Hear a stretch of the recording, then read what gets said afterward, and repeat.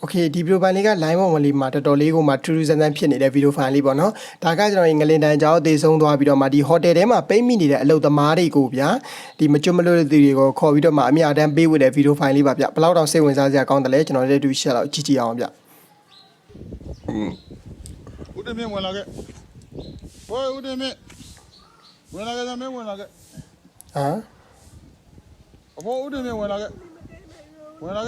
ငိုမနေနဲ့ငိုနေလို့လည်းမတတ်နိုင်တော့ဘူးဦးတင်မြင့်ဝင်ဘူးပြီးပြောရတယ်နဲ့မင်းသားသေးသွားသေးကြလားဟမ်ဦးတင်မြင့်ဝင်လာခဲ့အားကြီးတယ်မသားသေးသွားပြီမရှိ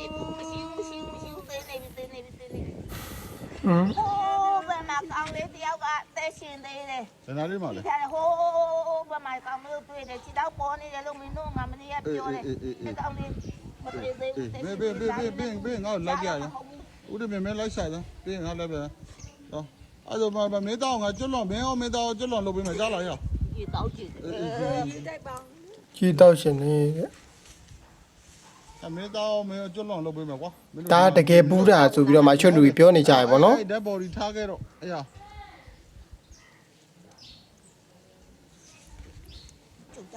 โอ้ดาวติทั้งเต้แต่ให้เต้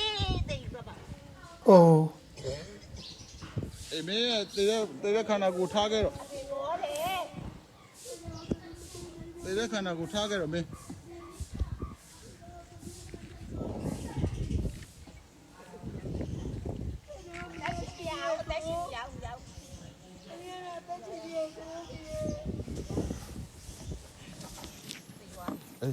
တည်သွားပြီလေ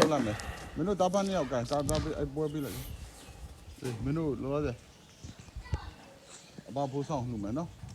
အေးခဏအေးပြလိုက်ညှိပေးလိုက်ပွဲလှူပါလေလို့ပြောလိုက်ဒါလောလောဆယ်အဲ့ဒါအရင်လုပ်ပေးလိုက်မယ်ဟိုကဘယ်လိုလဲဟိုကမဘယ်လိုဒီမောင်နမဘယ်လိုတင်မိုးလေးတင်မိုးလေးမှာမင်းကတင်မိုးလေးဟုတ်ကဲ့ခင်ဗျအမြဲတမ်းပဲနော်အဖေနဲ့ဘယ်လိုအမြဲတမ်းပဲနော်အေးဦးတင်မြင့်တင်မိုးလေးတို့မင်းတို့ကန်တာအဲ့ဒါအဲ့ပွဲကိုဘောက်ဖိုးဆောင်လူပဲဘောက်ဖိုးဆောင်လက်ခံပေးတကယ်ပူးနေရနော်လိုက်ဆိုမင်းတို့ညောက်လိုက်ဆိုဒီမှာဘယ်လိုရှိသေးလဲလုံးဆက်တော့မဟုတ်တော့ဗျာအရှိုးလူရင်းနေတဲ့ဒီဗီဒီယိုကိုလုံးဆက်လို့ပြောနေကြတာလေးလည်းရှိတယ်ပေါ့နော်ဘယ်လိုရှိသေးလဲအေးဒီနားလေးခဏလာခဲ့ဒီမှာမကြုံလို့တဲ့ပုံကိုဒီမှာအမြပေးဖို့မလို့ဦးတမင်းရောင်းခဏထွက်ပေးလိုက်ဒီနောက်မှာခဏထွက်ကြတယ်မင်းတို့တာဖတ်နေဒီမှာခဏထွက်တယ်အေးဒါဒီမှာဘယ်သူရှိသေးလဲမကြုံလို့တဲ့ပုံကိုလာခဲ့သားဝင်လာခဲ့လူသေးပြောင်းစီးဝင်လာခဲ့လူသေးပြောင်းစီးဝင်လာခဲ့โอเคဒီဗီဒီယိုနဲ့ပတ်သက်ပြီးတော့မှဗျာအချွတ်လူရင်းနဲ့ဒါကလုံးဆက်ကြီးပါညာဆိုပြီးတော့ပြောနေကြတယ်ရှိရဗျာဒီအန်ဒီကိုကြည့်ရတာမနော်တကယ်ဝင်ပူးနေတဲ့ style မျိုးကြီးဖြစ်နေတယ်ပေါ့နော်ပြီးတော့လည်းဒီဟိုတယ်ထဲမှာကကျွန်တော်ဒီပိတ်မိနေတာတွေကအများကြီးရှိတယ်ပေါ့နော်အချွတ်ဆိုအသက်ရှင်တာတွေရှိတယ်လို့အချွတ်ဆိုတော့လည်းအသက်တွေတိတ်ဆုံးပြီးတော့မချွတ်မလွတ်တာတွေရှိတယ်နော်အဲ့လိုမျိုးတွေရှိကြတယ်မင်းဘယ်သူလဲလောက်ကြည့်လားကျွန်တော်ကောင်းနေတဲ့ဘယ်သူရှိသေးလဲလို့ဘယ်သူရှိသေးလဲအဲ့မှာ3ယောက်ရှိတယ်3ယောက်လာခဲ့လို့ဒီမှာအမြပေးမလို့ကျွန်တော်နဲ့3ယောက်အေးလာခဲ့3ယောက်လာခဲ့ခေါ်လိုက်လာခဲ့နော်လာခဲ့ကြဟဲ့ကျောင်းနေလာခဲ့ကြဒီမှာပွဲလာခဲ့အမအဖေနဲ့တူလာပြီးတော့မသားတို့ခေါ်ပါခလေးလေပွဲလုံလို့လာခဲ့ဒီမှာရှိတဲ့မจุ่มနေတဲ့ပုံကိုလာခဲ့အေးလာခဲ့ဒီမှာထိုင်လေမေးကြနှောင်းအောင်မမလေးနဲ့တူနော်လာပြီးတော့ပွဲလေးသားတို့ခေါ်ချပါခလေးအဲ့ဆိုတော့ဦးတင်မြင့်နဲ့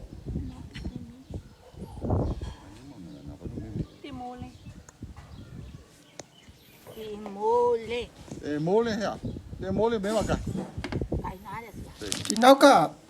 ဖုန်းကြီးလားဆရာလားတော့မပြောတတ်ဘူးเนาะကျွန်တော်ဆရာထင်တာပဲဖုန်းကြီးတော့မဟုတ်တော့ဘူးလို့ဒီနောက်မှာရှိကြကုန်တော့မြင်အပ်မမြင်အပ်ပုဂ္ဂိုလ်ပေါင်းတို့ထက်တူထက်မြက်ကျွန်တော်တို့နဲ့အတူကြွပါစေလွတ်ပါစေဆရာနဲ့ဒီပန်းရှင်တစ်ထေးမှဒီပွဲအားအေးကနနေဦးဒီပွဲအားဘာပူဆောင်အားအောက်မှာဘိုးကြီးအားလူတန်းပါတယ်အောက်မှာဘိုးကြီးကတစ်စစ်ဘာအောင်မင်းတော်အားတက်လူပေးပါရန်ကျွန်တော်တို့ဒီလေရင်းမြတ်သောသုခတိဘုံ ချက်ချင်းနတ်ပြည်တို့လူပြည်တို့ချက်ချင်းရောက်ပါစေဒီပွဲအားဒီကြောက်စိမ်းဟိုတယ်မှာရှိတဲ့မြင်မမြင် ကြောက်စင်းဟိုတယ်နော် အားလုံးတို့မှလူတန်းပါတယ်လူလိုက်ညောက်လိုက်အားလုံးဝါကြိုင်ကြအပေါ်မြောက်လဲမလို့အားလုံးဝါကြိုင်ညောက်ပြေးမြောက်ဟုတ်ပြီဟိုအပေါ်ပူဇော်လက်ခံပြီးတော့အပေါ်ပူဇော်လက်သားလေးကြောက်လိုက်မင်းတို့လောက်ချီတာဦးတမြလောက်ချီတာဦးတမြခေါင်းဆောင်ပြီးလောက်ချီတာဒီကြောက်ဆိုင်အော်ထဲမှာရှိတဲ့မြင်မမြင်အမှတိုက်ပြုတ်ပြီးတော့ငရင်လုတ်ပြီးတော့ပြိုသွားတဲ့မကျွတ်လို့တဲ့ပုံကိုယ်တွေအခြားသောမကျွတ်လို့တဲ့ပုံကိုယ်များတာရုခွန်နိုင်ပါစေဆရာရဲ့ဒါနကုသိုလ်သီလကုသိုလ်ဘာဝနာကုသိုလ်ပြုလို့တဲ့မြတ်ကုသိုလ်ကောင်းမှုစွတ်ကိုထဲထူထဲမြတ်ရကြပါစေကုသိုလ်အမြ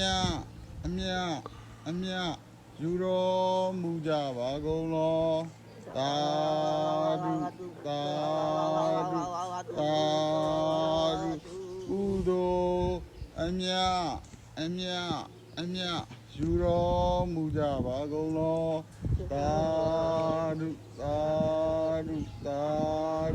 ကုသိုလ်အမြယူတော်မူကြပါကုန်လောသာဓုမင်းအားလုံးကျွတ်စစ်လွတ်စစ်နော်ရလားဘာပြောချင်တယ်ဆရာ မောင်လေးအတီရောမောင်လေးရောအမကောင်း 都 တော့ 是要给吧，从头透背， ထုတ်ပေးမယ်အဲ့မင်းခန္ဓာကိုယ်မှာရှိတဲ့ဒဏ်ရာတွေအားလုံးပျောက်စေမင်းခန္ဓာကိုယ်မှာရှိတဲ့ဒဏ်ရာမှန်အကုန်ပျောက်စေမင်းကောင်းရတုတ်ကတိလူပြေနဲ့ပြေဆိုချက်ချင်းရောက်စေကွာမင်းဘယ်သူရှိသေးလဲလို့ကြည့်ချင်တယ်ဘယ်သူရှိလဲမေးချင်အကုန်တာရုရလားလို့ 压的， အကုန်ရ 我的压， အကုန်ရလမ်းမေးချင်အကုန်ရလားလို့ 我亲密的是呀，也嘛表你 ဒီ 的， မှာငါပြောရမ 我 ယ် 没嘞， အေး 明天老背 အဲ့ 嘞， တော့မဟုတ်အဲ့ဓာတ်ဘော်ဒီတွေတေးတဲ့ဘော်ဒီတွေမင်းတို့ဆွဲလမ်းမနေနဲ့ထားကြတော့တော့မင်းတို့ကျွတ်စစ်လို့စီလူပြေနဲ့ပြေချက်ချင်းရောက်စေနော်ဘယ်သူရှိသေးလဲလို့မေးချင်ဘာလို့ချင်တယ်လို့ပြောချင်အေးတွေ့ကြငါတာရုရရမလားအေးရပြီဟိုဦးတိုက်ပြီးထွက် ဒီမှာအများကြီးပဲထိုင်နေတာ တာရုခေါ်ပြီးလားလို့မေးချင် ခေါ်ပြီးပြီတဲ့ အေးဟုတ်ပြီမင်းတို့ကျွတ်စစ်လို့စီသွားကြတော့ကျွတ်စစ်ကူးကျွတ်စစ်လို့စီအေးလောက်ချကြောပြီးထွက်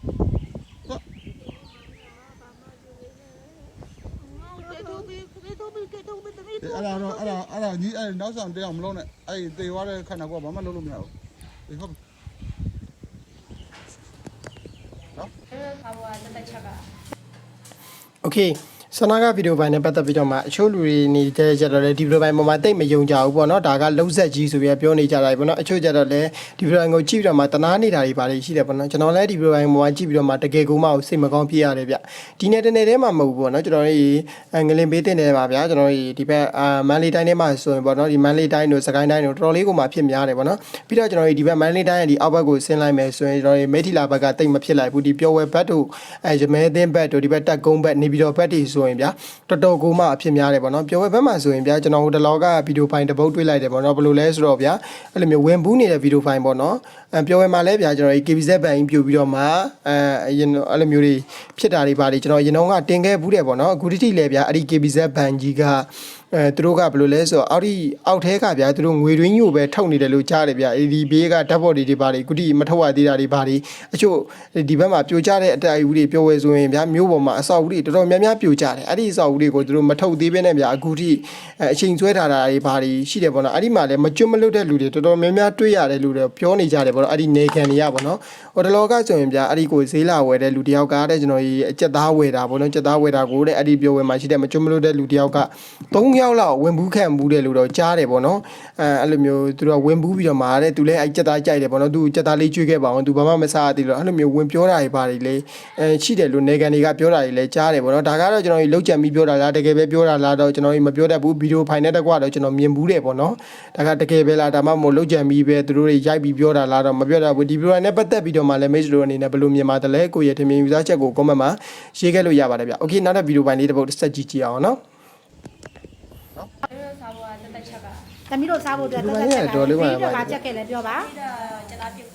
အဖေကြီးတို့ကိုစက်သားပြုတ်ထားတယ်သမီးတို့ကဘာနဲ့စားမှာလဲသမီးတို့ကကစုံရွက်နဲ့စားမှာစက်နဲ့ဟင်းကိုဘာလို့မချက်တာလဲ သူခလေးများတော့ကြာခလေးများကြာအတိုင်းအရဲကြော်လေးပဲ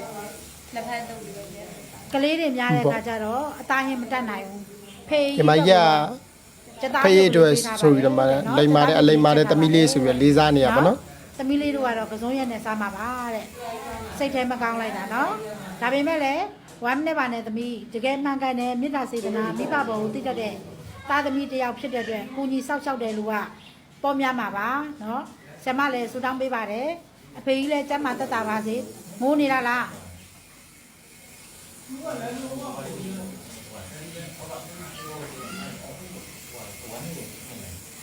ဆရာမကမျက်အကြောင်းလုပ်နေပြီကဲတိတ်ငုံနဲ့ ဖေးကြီးပါငိုနေပြီနော်ဒီဗီဒီယိုဖိုင်လေးကတကယ်ကိုမှစိတ်မကောင်းဖြစ်ရတဲ့ဗီဒီယိုဖိုင်လေးဗျာ နော်ဘာမှဝမ်းနေစရာမရှိဘူးကဲမင်္ဂလာပါလိုင်းမောကကြည့်ရှုနေတဲ့ဝေနာရှင်များဒါကတော့သမီးတို့ထောက်ကြရနော်ထောက်ကြလာပြီးတော့လေဖြတ်တာသမီးလေးကသားဖာ2ယောက်ပေါ့နော်ဖေးကြီးကိုလာရောက်ပြီးတော့ပူတာတဲ့သမီးလေးပါအသက်20ဆိုတဲ့သမီးလေးပါသမီးလိမ္မာလေးပါအဲ့တော့လိုင်းမောမှာဆရာမကိုလိမ့်စာနဲ့ဖုန်းနံပါတ်တောင်းနေကြတာလေးတွေကိုဆရာမကဓာတ်ရိုက်ဒီနေ့နဲ့ဆိုရင်သမီးတို့ကကုတာလာကုတာဘယ်နည်းရှိပြီလဲ3ရက်ရှိသွားပြီနော်3ရက်ရှိသွားတဲ့အတိုင်းနာမှာအဖေကြီးရောဘယ်လိုမျိုးထူးခြားမှုမျိုးလေးရှိသေးလဲပြောပါဦး တန်းတော့နည်းနည်းတော့ရှောက်တယ်အရင်ကနည်းနည်းရွတ်တွေ့ခုတော့နည်းနည်း နည်းနည်းရှောက်နိုင်ပြီနော်ဒီနည်းနည်းလေးအကျိုးကြံသေးတယ်လို့လည်းပြောတယ်နော်သမီးနော်ဒီနေ့လည်းမှ3ရက်မြောက်ပေါ့အရှိမသမီးတို့လာကုတာတာ2ရက်ပါအဲ့တော့ဒီကလေးမလေးရဲ့ live ပေါ်မှာကြည့်ရှုနေတဲ့ဝေနာရှင်တွေပေါင်းမိတ်ဆွေများပေါင်းကကလေးမလေးရဲ့လိပ်စာလေးကိုဆရာမကိုတောင်းတာရှိပါတယ်ဖုန်းနံပါတ်လေးနဲ့တကွာအဲ့တော့ဓာတ်ရိုက်ကိုင်ကရှင်ကဓာတ်ရိုက်ပြောဆိုတဲ့ဖုန်းနံပါတ်လေးကိုပဲလိုက်ပြီးတော့မှတ်ပေးပါဆရာမနဲ့ဆက်သွယ်ကြမလို့ပါဘူးကိုကြီးချင်းနဲ့လူတိုင်းချင်းနဲ့ဆိုရင်တော့သမီးလေးရဲ့ဖုန်းနံပါတ်ကိုပဲဓာတ်ရိုက်လူလို့ရပါတယ်ကဲသမီးလေးပြောပြပါဦး 669 3ည9ကနေစလိုက်ပါသမီး 369 669 ပြန်ပြောပါသမီး 669 669 369 514 369 ဒါကတော့သမီးလေးနဲ့လေပြတ်ဝေဒနာရှင်သမီးလေးနဲ့ဓာတ်ရိုက်ဆက်သွယ်လို့ရမယ်ဖုန်းနံပါတ်ပါအဲ့ဖုန်းတစ်လုံးပဲကြိုက်တာနော်ကျန်တဲ့ဖုန်းနံပါတ်တွေလွှဲပြောတယ်ဆိုရင်တော့ပေးပို့တယ်ဆိုရင်တော့မဟုတ်ပါဘူးရှင်ဒီသမီးလေးရဲ့ဖုန်းနံပါတ်ကသူတစ်ယောက်တည်းပဲဒီတစ်လုံးနဲ့ပဲကြိုက်တာပါသမီးတစ်ခါထပ်ရွတ်ပြလိုက်ပါဦး 669 369 669 369 514 369 369 514ရသမီးလေးကနံပါတ်တစ်လုံးနဲ့ပဲကြိုင်တာဖြစ်ပါတယ်အဲ့တစ်လုံးနဲ့ပဲသမီးလေးကိုဓာတ်ရိုက်ဆက်သွယ်ပြီးတော့ပေါ့နော်လူတိုင်းလို့ရပါတယ်ဆိုတဲ့အကြောင်းကိုဆရာမကပြောတာပါကဲဒီနေ့တော့သူတို့လာခုလဲဆိုလို့ရှိရင်3ရက်မြောက်ပါပြီတင်းတင်းတဲ့အနေထားလေးအခြေအနေလေးတော့အရင်တော့တရွတ်ဆွဲတယ်ပေါ့နော်အခုတော့နည်းနည်းလေးတက်တာနေပြီလို့ပြောပါတယ်ဆရာမလည်းဝမ်းသာပါတယ်ဒါပေမဲ့သူတို့မှာတော့လုံးဝသွားရေးလာရေးရတော့အဆင်မပြေပါဘူးကလေးမလေး2ယောက်ကကလေးလေး2ယောက်ကပဲဖခင်ကြီးကိုလိုက်ပြီးတော့စောင့်ရှောက်ပေးနေရတာဖြစ်တဲ့အတွက်ဆရာမလည်းလုံးဝစိတ်မကောင်းပါဘူးနော်ဒါကြောင့်မို့ live မှာကြည့်ရှုနေတဲ့လူတွေလည်းစိတ်မကောင်းခြင်းများစွာနဲ့ဖြစ်ပါတယ်အဲ့တော့ဒီနေ့ရောသမီးအလုပ်လုပ်တာပဲလား ဒီချက်ပြီးတော့မှထွက်လာ ဒီနေ့သမင်းချက်ခဲ့ပြီဘယ်နှယောက်စာချက်ခဲ့လဲ 8ယောက် 8ယောက်ကြာအဲ့တော့သမီးတို့စားဖို့တောက်ဖို့အတွက်ကရော တမီးတို့စားဖို့ကတက်ချက်က သမီးတို့စားဖို့အတွက်တက်ချက်ကလည်းအဖေကြီးတို့ဘာချက်ခဲ့လဲပြောပါ ပြီးတော့ကျသားပြုတ်သွား အဖေကြီးတို့ကိုစက်သားပြုတ်ထားတယ်သမီးတို့ကဘာနဲ့စားမှာလဲသမီးတို့ကကစုံရွက်နဲ့စားမှာကျန်တဲ့ဟင်းကိုဘာလို့မချက်တာလဲ သူခလေးများတော့ကြာခလေးများကြာအတိုင်းအရဲကြော်လေးပဲလက်ဖက်တုပ်လေးပဲပြည့် ကလေးတွေများတဲ့အခါကျတော့အသားဟင်းမတက်နိုင်ဘူးဖေကြီးအတွက်ကိုတော့စက်သားပြုတ်ကလေးကျွေးထားပါတယ်တဲ့နော်စက်သားပြုတ်ကလေးချက်ထားပါတယ်တဲ့နော်သမီးလေးတို့ကတော့ကစုံရွက်နဲ့စားမှာပါတဲ့စိတ်ထဲမကောင်းလိုက်တာနော်ဒါပေမဲ့လည်းဝမ်းနဲ့ပါနဲ့သမီးတကယ်မှန်ကန်တဲ့မေတ္တာစေတနာမိဘဘောကိုသိတတ်တဲ့သားသမီးတယောက်ဖြစ်တဲ့အတွက်ကိုကြီးစောက်ရှောက်တဲ့လူကပေါ်များမှာပါနော်ဆူတောင်းပေးပါတယ်အဖေကြီးလည်းကျမ်းမာသက်သာပါစေမိုးနေတာလား ဖေးရငိုနေတာဝမ်းနေပြီ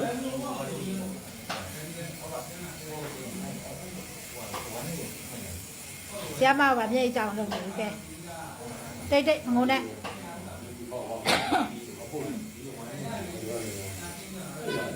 ငိုပါနဲ့နော်ဘာမှဝမ်းနေစရာမရှိဘူးကိုဘွားမှာတကယ်လိမ်မာတဲ့သမီးလေးကိုရထားတဲ့အတွက်ပဲဒါတကယ်ပါရမီထူးတဲ့ကုသိုလ်ပါပဲနော်ဟုတ်ပြီကဲဒီမှာကြည့်ပါဦး မာကြီးတို့လည်းအမေကိုကူရမှာပဲ အခုလာလူတာပေါ့နော်အခုချက်ချင်းကြိုးပေးတာပဲနော် လာပြီးတော့စိတ်ကူးတဲ့အလူရှင်တယောက်ကပဲဒီသမီးလေးကိုလက်ရှိလှူဒန်းသွားတာဖြစ်ပါတယ်ကဲမငိုးတဲ့သမီးလေးနော် ဘယ်လောက်တောင်ကြိုးကျေးဇူးထူလာလဲနော် ပဲတိုက်ပွဲသမီးအဆက်ဆက်ရာအားလုံးလူတိုင်း ချက်တော်ကြိတ်သိမ်းနေထားတယ်ဗျာတကယ်ပဲနော် မြေတို့ပြရပါတကယ်စိတ်ထဲမကောင်းဆရာမလည်းနော်ရဲဝမ်းနေတယ်ဟုတ်ပြီမငိုပါနဲ့နော်ဘဝဆိုတာတကယ်တိုက်ပွဲပါသမီးတို့အခက်အခဲအားလုံးအဖေရောသမီးလေးတွေရောနော်ဘဝမှာဆက်ဆက်ရာအားလုံးအစီအပြေချုံးပေးပါစေလို့ဆရာမကဆုတောင်းပေးပါတယ်လိုင်းမှာလည်းလိုင်းပေါ်မှာလည်းကြည့်ရှုနေတဲ့ဝေနာရှင်တွေအားလုံးလည်းကိုကြီးစောင့်ရှောက်နိုင်ပါစေလို့ဆရာမကဆုတောင်းပေးပါတယ်နော်ဖေ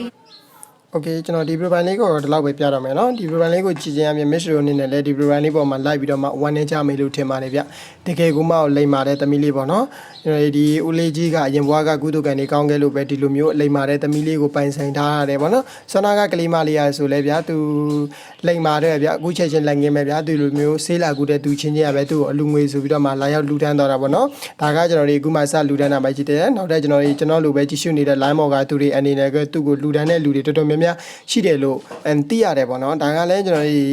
မိဘကိုတည်တတ်တဲ့သားသမီးတယောက်အနေနဲ့အကျိုးခံစား권ပြန်ရတယ်ဆိုတဲ့သဘောမျိုးဗျာတကယ်ကိုမှလည်းစိတ်ဓာတ်လေးမြင်မဲ့တယ်လို့တကယ်ကိုမှလည်းလေးစားပါတယ်ဗျအချို့ဒီလိုမျိုးမိန်းကလေးတွေဒီလိုမျိုးရွယ်မိန်းကလေးတွေဆိုရင်ဗျာကိုမိဘတွေကိုပြန်မကြည့်ချင်ပါပဲဗျာအခြားနေရာတွေမှာကျွန်တော်ရီစားထားမယ်တို့အခြားနေရာတွေလိုက်စားမယ်တို့ဘာညာတွေအဲ့လိုမျိုးတွေစိတ်ဝင်စားနေတဲ့အချိန်မှာဗျာသူကသူ့အဖေကြီးကိုသူ့အဖေကြီးနောက်ကိုပဲသူဒီလိုမျိုးစိတ်ကူးတဲ့အခါမှာသူလိုက်ပြီးတော့မှလေးပြက်နေတဲ့သူ့အဖေကြီးကိုပဲသူပြောင်းအောင်ကုပေးမယ်ဆိုပြီးတော့မှစိတ်ထဲမှာထားပြီးတော့မှဆောနာကကျွန်တော်ဟင်းစားတာမှာသူတို့ဆိုရင်လည်းကစုံရက်ကြော်ပဲစားမယ်တဲ့သူ့အဖေကြီးအတွက်စက်သားပြုတ်လေးပြုတ်ပြီးတော့မှထားတယ်ပေါ့နော်သူတို့ကတော့ကစုံရက်ကြော်ပဲစားမယ်ဆိုပြီးတော့မှပြောတယ်ပေါ့နော်တကယ်ကိုမှစိတ်မကောင်းဖြစ်ရပါတယ်ဗျโอเคပါဒီ profile လေးကဒီလောက်ပါပဲဗျအဆုံးထိကြည့်ရှုပေးကြတဲ့မိတ်ဆွေတို့တူကြောက်စင်စီတန်ကိုကျေးဇူးတင်ပါတယ်ဆောနာကဒီလေပြတ်နေတဲ့ဒီညီမလေးတို့တာအမိကိုတာဖနှစ်ယောက်ကိုပေါ့နော်တွားရောက်လူတိုင်းချင်တယ်ဆိုလည်းဆောနာကဖုန်းနံပါတ်လေးပြောထားတယ်ပေါ့နော်အဲ့ဒီဖုန်းနံပါတ်လေးအတိုင်းတွားရောက်လူတိုင်းပေးလို့ရပါတယ်ဗျโอเคပါအားလုံးကိုကျေးဇူးတင်ပါတယ်